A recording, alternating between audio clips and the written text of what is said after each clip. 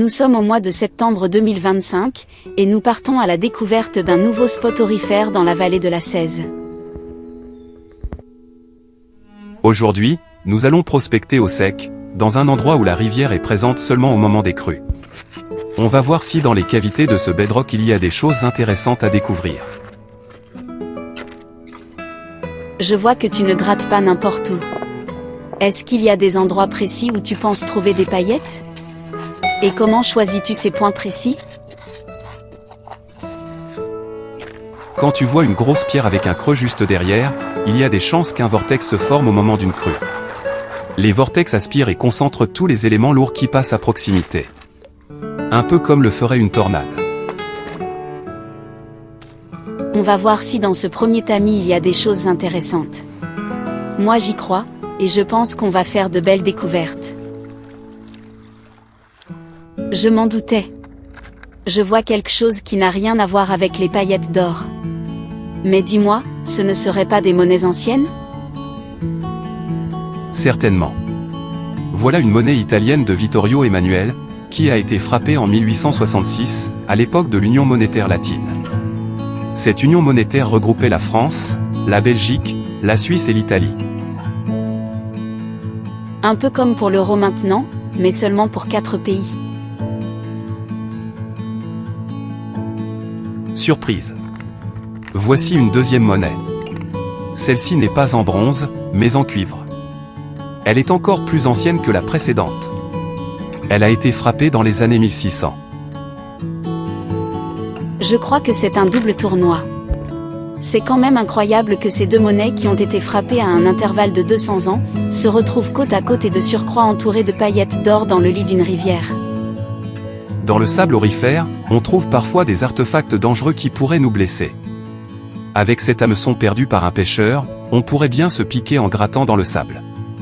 Voilà l'endroit précis, où ces deux monnaies attendaient sagement qu'on vienne les dénicher. Voilà les paillettes d'or trouvées autour des deux monnaies. Elles sont magnifiques. J'adore les regarder en mode macro. Il y en a beaucoup. Plusieurs centaines, j'ai l'impression. Oui, plusieurs centaines. Probablement un peu plus de 850.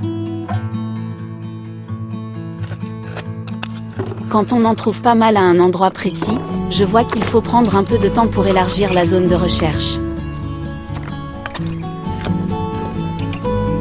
Avec un concentré de paillettes, il est possible qu'on soit sur la Gold Line. Alors ça vaut le coup d'insister un peu.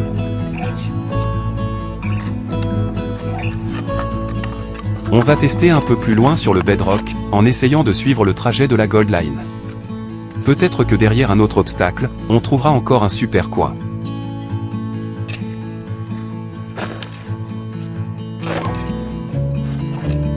J'espère qu'en lavant ce mélange de sable et de racines, on verra briller un peu au fond du pan.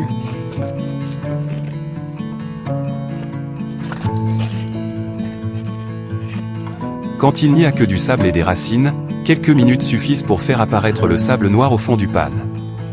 On sait tout de suite si la pioche est bonne.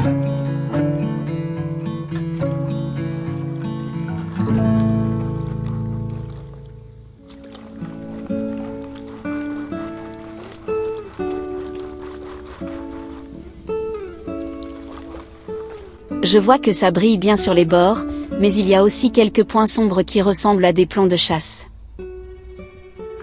Le fait de trouver des plombs de chasse doit être considéré comme un atout pour l'orpailleur. Quand les plombs restent bloqués dans les pièges naturels, les paillettes d'or le sont aussi. Bien sûr, les plombs sont ramenés à la maison. Pas question de les laisser sur place. À bientôt, pour une nouvelle aventure, dans la vallée de la Cèze. Merci d'avoir suivi cette vidéo.